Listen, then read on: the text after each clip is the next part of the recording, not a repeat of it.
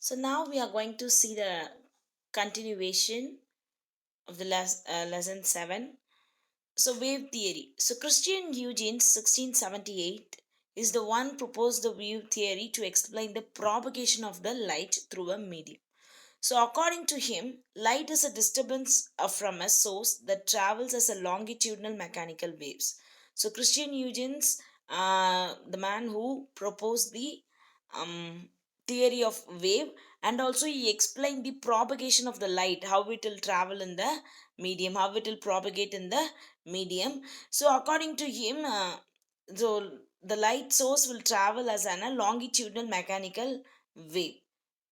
Okay, so it was presumed to pervade all space as a mechanical wave requires a medium for its propagation. So the wave theory could successfully explain the phenomenon of reflection, refraction, interference, diffraction of light.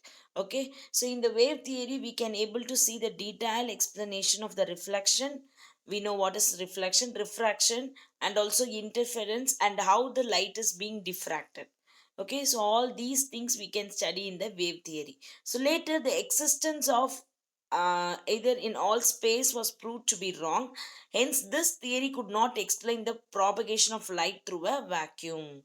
So the wave theory explained the reflection, refraction, interference, diffraction of light. It's okay, but this theory cannot able to explain the propagation of light in the vacuum. It explain the propagation in the medium, but it cannot able to explain the propagation in the vacuum. Okay, so the phenomenon of polarization could not be, so for that reason only polarization could not takes place here. So the you cannot able to explain the polarization in this theory. So the wave property of only transverse waves. Okay, the properties of this waves is the transverse wave. So electromagnetic waves also transverse in nature. Then the next topic, electromagnetic wave theory. So Maxwell 1864 proved that light is an electromagnetic wave which is transverse nature. Okay, so in the year of 1864, Maxwell proved that light is an electromagnetic wave. So we studied this thing in our fifth lesson itself. Okay, so this is transverse in nature, carrying the electromagnetic energy. So the wave which it travels, which means the electromagnetic waves, when it travels, it carries the electromagnetic energy. So he could also show that no medium is necessary for the propagation of electromagnetic waves. So there is no medium propagate required for the electromagnetic waves to propagate. Okay, then all the phenomenon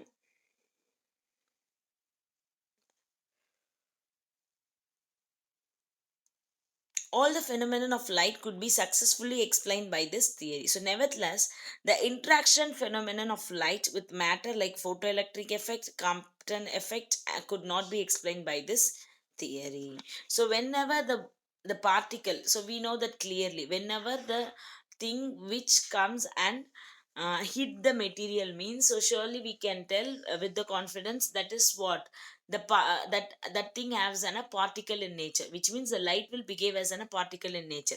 So the same thing is happening here. So with matter, whenever the light with the matter like photoelectric effect, the interaction phenomenon of light with matter, the photoelectric effect, the Compton effect could not be explained by this theory because that is a particle theory. Here we are studying about the wave theory. Then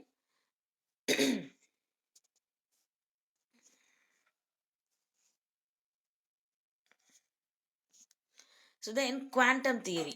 Albert Einstein in the year of 1905, endorsing the views of Planck, then was able to explain the photoelectric effect which is discussed in the unit 7. So first what Max Planck did means he just reviewed the Albert Einstein experiment. So after that he was able to explain the photoelectric effect, that what we are studying now, which is nothing but in the unit 7. So in which the light interacts with the matter as a photons to eject the electron. So a photon is a discrete packet of energy. Each photon has an energy E of, we know, okay, that is E, energy is equal to plus into the velocity. So h is a Planck's constant. Okay, the value is 6.625 into 10 to the power minus 34 joule seconds. And the v is nothing but, which is nu, the frequency of electromagnetic wave. So as the light both as both wave as well as a particle nature, it is said to be have a dual nature. Whenever the light behaves as an wave, sometimes it will behaves as an a particle. So you can tell the light as dual in nature. So thus it is concluded that light propagates as a wave and interacts with the matter as a particle. So I said you just now.